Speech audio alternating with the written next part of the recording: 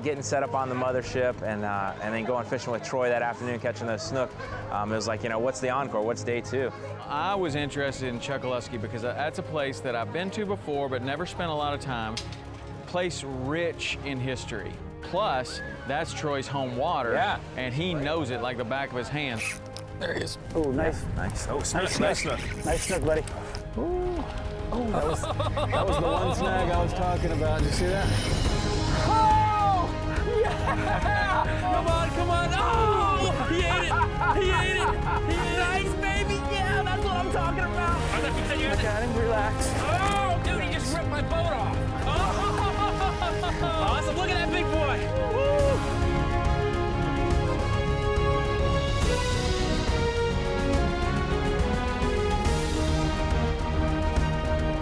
The Saltwater Experience, presented by Yellowfin, with Captain Tom Rowland and Captain Rich Tudor.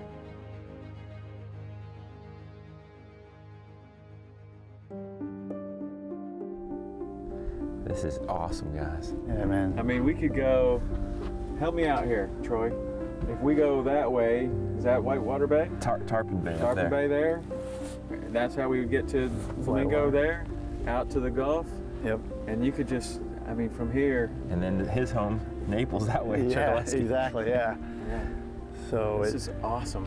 Yeah. And you think about it that you came from that way, Schaffner came from that way, Troy came from that way. I mean, it's just like we all converged right here in this one spot. Yeah. Tell you what, there aren't a lot of other people around here. I like this. No. This is the way to do it. Yeah. So today, head north. We're gonna go where I come from today. We're gonna head up that way, and Get some fuel up there. Yeah, too. get some fuel up there. So yeah, but you just fish the rivers on the way up, hit all the bites, go to outdoor resorts, fill the gas, and then just work our way back down. And River then mounts on low tide, bites on the high tide. Correct, yeah. And then on the way back down, we'll hit that falling tide, and should get a few reds by then. But it's like a maze down here. If you don't know where you're gonna go, man, you'd be you could get doing lost circles. real quick. Yeah. So, but yep. So we'll head up north and see how it goes. So. Well, let's roll, man. Yeah. All right, guys.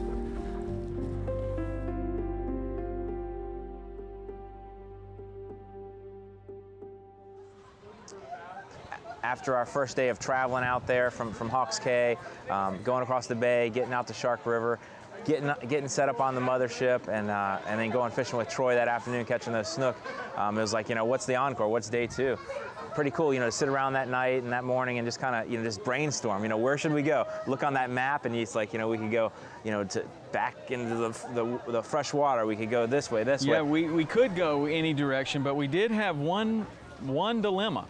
Is that we needed some fuel, and we're thinking about not only what can we do this morning, but what can we do for the rest of the week, and how are we gonna structure that? Because we're gonna be up there for several days. So, Troy's like, well, we could go that way to Chokoluskee to the north, and I was interested in Chokoluskee because that's a place that I've been to before but never spent a lot of time, and place rich in history.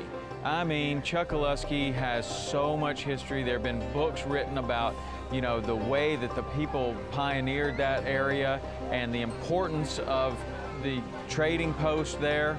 And I wanted to go up that way. Plus, that's Troy's home water. Yeah, and he knows it like the back of his hand. So, good Perfect plan. Perfect. And the fact that Troy knew exactly where to go to catch some fish was even better. Corvus, right there means there's a bunch of redfish up here, right? Coming up here to eat them. Yeah. Is that what they do?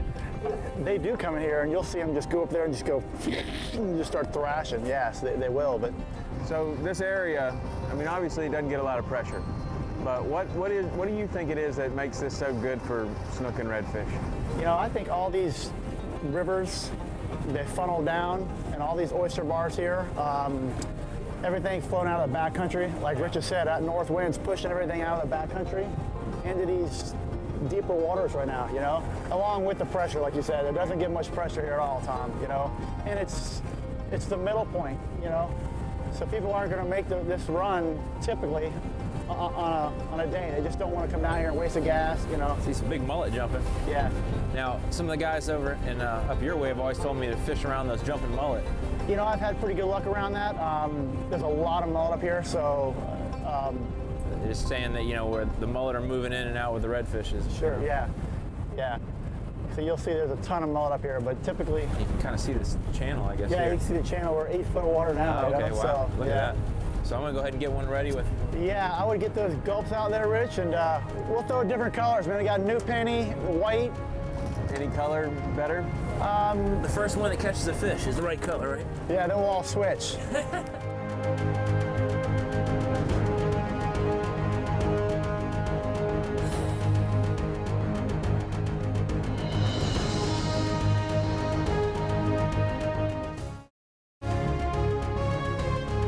The Saltwater Experience, presented by Yellowfin, is brought to you in part by Mercury Marine, celebrating 75 years of marine excellence.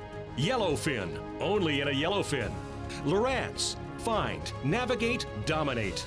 True Flies, life off the chart. And by Costa Sunglasses and Motor Guide. This is where we went beyond. I mean, you know, like the spots of Shark River and Harney River, those are like the furthest that I've ever traveled from this location. You Right. know? So that's the outer reaches. We went beyond the outer reaches that day of anything that I've fished at all. So it was so cool to just, you know, all right, we, you know, just bounced our way, fished Troy's spots all the way back to his backyard. You know, we were doing a little different that day. We didn't have any live bait or very little, but so we were just using the shrimp jigs and artificials and just bouncing the bottom. It was a little slow at first. Again, it was like the tide level. He kept talking about, you know, it's not quite right yet. It's a little too low Right. still. It was very low that morning. I mean, it was scary because you see the oyster bars sticking out and all the things that you wouldn't know are there at high tide. Right. We saw, man. That is one of the most relaxing things, is just to let somebody that Yeah. knows what they're doing take the wheel, and You learn got so it. much, and you know, and he again had that confidence that the tide was too low now, but it's going to get right. And as we started to work our way down, sure enough, that water started to come in a little bit, get a little higher. He got more confident. You could just see the confidence. Right. There he is. That's a one. Better right there. Hey, you think that's a redfish? Yeah, nice, red. dude. There we go. Good job. I knew you'd show us. I knew you'd show us how to do it. It's a start, buddy. It's a small one, but it's a start, right? That's awesome. I'm gonna try to catch his brother over Pretty here. color here. There he is. Attaboy, Tom. Get him, buddy. Double. Yeah. Yeah, man. Got it, Tom. Nice. I got him. That's the right one that time. Nice. Very good. Yeah, bro. It's a matter of sticking with it. Working those jigs, huh? Yeah, man. Cool, buddy. They're awesome, man. Awesome. When's the last time you think these guys have seen a fisherman? Probably just us. You know, when I come down here, but other than A little that, bigger, Tom. That's how I like to do it. Come here, little fella. It's neat how we just you know, I was just saying, how do you like the tide? That's the first time all morning you've given me that confident answer. You know, it's interesting. yeah. So what we should do next tomorrow is just sleep in Now it's until the all good. tide's right. Exactly. Maybe he can make some dessert with that breakfast, right? Action brings action. That's great. Bet we'll catch another one right here. Well, almost anywhere you can catch a redfish. But the difference was we're in a different place where you look around and there is absolutely no sign of human activity. I mean, we are in the wilderness. The bird life, the animal life, I remember that whole trip up there, just incredible amounts of birds on all the shorelines. You know, and Troy would even use the birds as indicators. You know, if he saw a lot of white egrets on the shoreline, maybe there was some, you know, snook or baitfish on that shoreline. I remember that one morning we saw a raccoon down there eating crabs, you know, just right out on the shoreline. You know, just cool wildlife, very wild place. And the whole time we're moving into new water and further up the coastline and further up the coastline. And then we start to see a few more boats because we're getting closer to the population centers. You know, we went from where there was no one. And then about midday, we start getting ready to pull into Chokoluskee. And man, is it a windy maze of islands to get into that place with just treacherous, man. 10,000 island area, they call That's it. right, 10,000 islands, and I think we saw every single one of them. And 100,000 oyster bars. Right, that is a tough area. And just to think about dealing with those mosquitoes and those no-see-ums and crocodiles and alligators everything else that's up in there, plus the simple navigation. Yeah. You know, the Smallwood store, as we pull in there and you see that Smallwood store next to the marina, you know, that place is just so rich in history, and now it's a museum. Really cool. You can learn so much about it. What an incredibly wild area it was that you were waiting for a skunk ape around any corner, you know. And then when we pulled right into the marina, sure enough, it had skunk ape habitat. Right. That's right, because it is skunk ape habitat. You know, the skunk ape could only live a place where there aren't many people. Otherwise, people would see them all the time. You know, so that is perfect. Because there's not a lot of eyeballs down there that can see the skunk ape. So they could swim between the islands and stuff like that. But you guys thought I was kidding, but that's prime skunk ape habitat. That was neat, man. Good job, man. He thumped it. It's nice you make enough of those casts and finally get rewarded. There you got it, man. Good job. Nice. That's fun on these light little jig rods. Yes, it is fun on the light That's stuff. nice, isn't it? That's an amazing thing, that area is set aside for us to go and fish and look at the birds and enjoy it. It's so big that we have to figure out a way that we can spend the night in the middle so that we can cross over the other side. And you know, that's one of the things, man. Get out and enjoy that national park and the Everglades. We are so fortunate to have it right here and to be able to fish up there. It's neat. This is Good deal, man. my first Chokoluskee snook. Chokoluskee snook.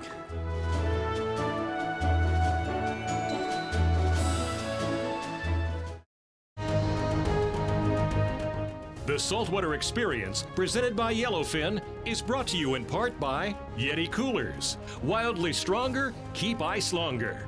Bass Pro Shops, your adventure starts here.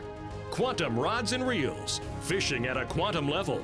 King Sailfish Mounts, a fishing trophy for that once-in-a-lifetime catch. And by fabled and Power Pole.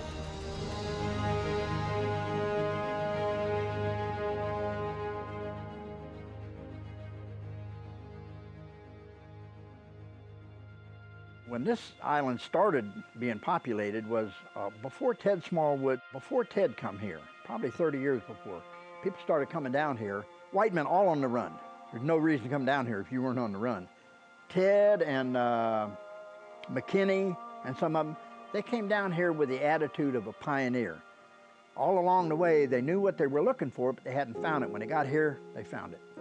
When Ted opened this store, when he opened his store first, it was in his house about 100 yards up here. Probably right after the turn of the century. He got right after the turn of the century, he got here, then a year later, he married Mamie. So it did so good, she said, we don't have room to live now with all the stuff you got.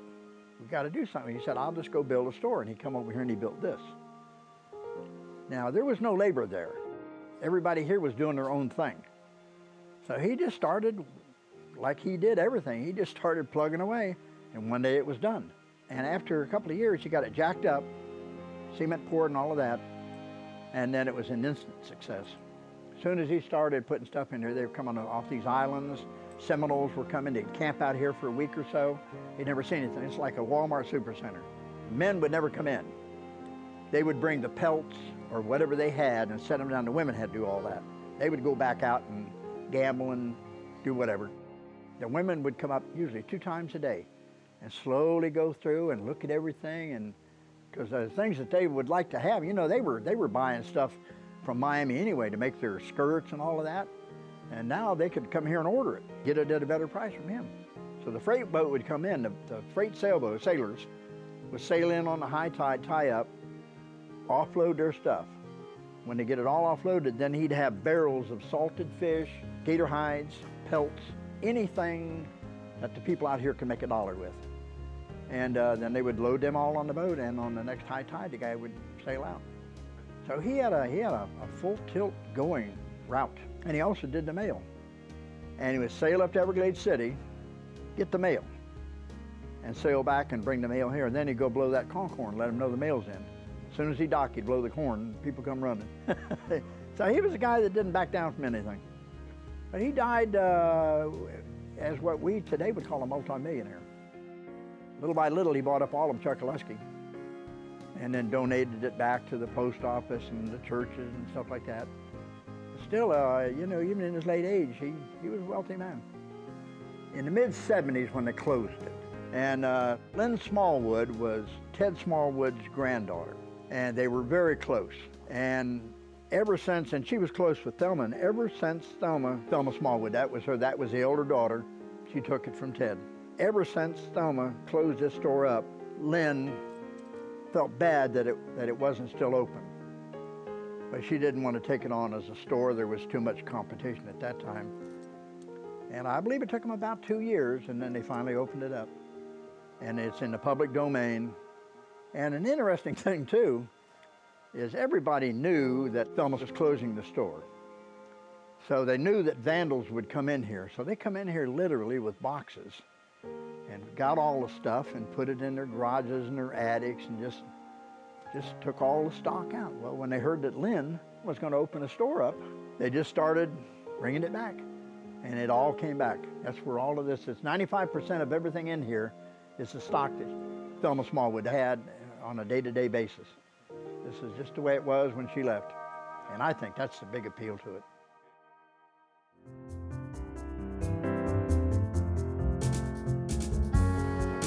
So one of the questions I got this year from a viewer was, should I get a touchscreen GPS or a non-touchscreen GPS? I got an interesting answer. I've got one of each. I like them both, and I like them for different reasons. I love the new Lowrance touchscreen because it's just so simple just to push around where you want to go, zoom in, zoom out, and especially love it for labeling my waypoints. Once I mark a waypoint, I can quickly put in, where it was, a lobster spot, a Goliath grouper spot. If I saw them there, I can put in, the depth of water, the time, temperature, anything I want to put in there, I can label it quickly. The non-touch screen, I love it for when I'm running fast and it's rough, which is very common, and it's just kind of difficult. But with these, the non-touch screen, I can feel the buttons pushed. I can kind of feel like I'm surfing around on the cursor a little bit better and have a better feel in that rough water. So I love it for that. And the combination of the two is awesome. When I'm fishing around, I have this on the bottom graph, and I'm marking the bottom, marking fish and drop-offs. At the same time, I'm looking at the GPS spot and the track on my chart plotter here. So that combination just works great for me.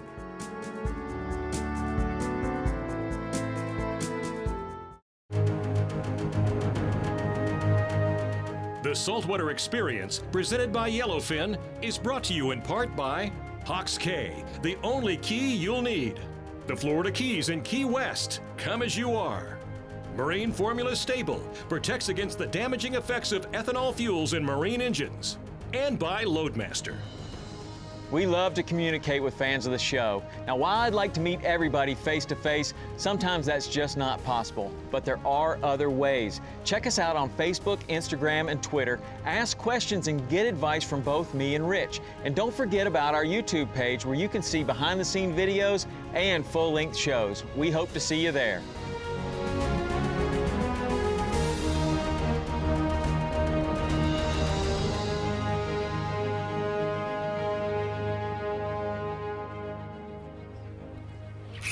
There he is. Oh, nice. Nice. Oh, snook. Nice Snook. Nice snook, buddy. Nice snook. Good job, Tom. Good job, Tom. And keep him away from that one little snag right there. We're Good in job, good shape. brother. Why don't you grab him for me? I think we're in good shape. Okay, buddy. Oh, that was the one snag I was talking about. Did you see that? I learned the waters. A friend of mine, Doug Hanks, actually, I met him at Ace Hardware in Naples, and I was in high school, and we just kind of hit it off, started talking about fishing, and he used to fish down here a lot, and he fished most exclusively the backcountry, and we used to do all plug casting, and he brought me down here for the first time, and since then it was just an area that I wanted to explore and try to learn the best I could, and I still haven't touched a half of it, and you probably never will, because it's just such a vast area of little tiny islands, and I can understand why they call it 10,000 islands, because there's at least that, But not many people come down here just because of the length of the run, and not knowing the waters. I'm sure the GPS will help you get down here, but as far as not knowing where all the shallow oyster bars and mud flats, you're going to be up there if you don't know where you're going. That's why people come down here, to fish, because the pressure's a lot less down here. If you go way back in the creeks, you can catch bass, largemouth bass, and snook and tarpon in the same day. It's pretty neat, But you have snook, tarpon, redfish, and then largemouth bass, and then offshore for permit. And you can also run the triple tail, the crab pots for triple tail. Nice. Biggest one yet for me. Nice. Ever? No, not ever, but that's a nice fish right there, buddy. I like that. Good job, brother. Thank you. Just get that out of there. How much does he weigh? Look at that, That man. nice little light rod. That fish hasn't been touched by human hands. Man, that's great. I mean, that's what it could be like that, right? I mean, there's so few people that fish up here. Right. This fish could have never been caught before, ever. I'd say the I odds don't are. see any, any holes in his mouth or anything, like a hook's been there. I know This he thing he'll is pretty beautiful, fast, man. He looks like he is just perfect. Let him go. Nice. Let's catch another. We kind of battled again the cool conditions, but once again, there was no place in the Florida Keys that I would rather be on cold conditions like that. Great sheltered shorelines, get out of the wind. Fish don't mind it. The fish never really shut down. They love it. They seem, well, some of the fish didn't mind Tarpon. it. But the redfish, snook, it doesn't seem like it ever gets too cold for those. That rig, all that casting, I really like that. That's my kind of fishing. I really do. It's really cool up there. Snook is a great game fish, isn't it? Man, that's awesome. A lot like a largemouth bass. And what they do, they kind of sit there and ambush feeder. Yep. A little bit like a tarpon, kind of in some ways. That's good. Now you can see why we have a tight drag down here.